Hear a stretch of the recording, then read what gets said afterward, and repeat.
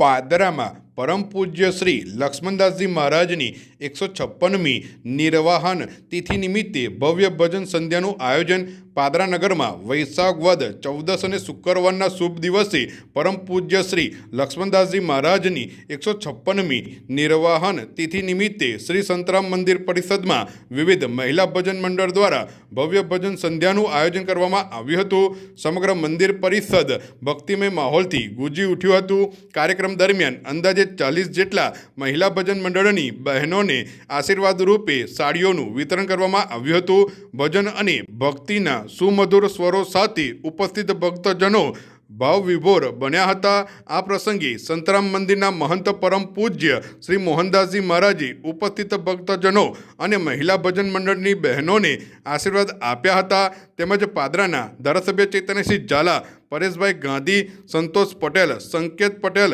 બ્રિજેશભાઈ પટેલ સહિત નગરપાલિકાના કોર્પોરેટરો ઉપસ્થિત રહી કાર્યક્રમને સફળ બનાવ્યો હતો।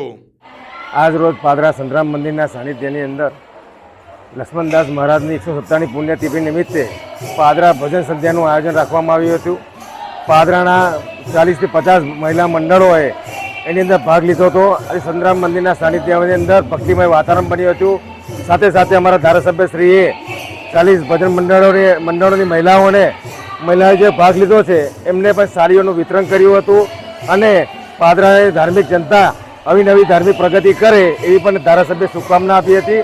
અને સાથે સાથે પાદરા મહિલાઓનું ખરેખર સંતરામ મંદિરમાં ભક્તિજય વાતાવરણ બનાવી દીધું હતું।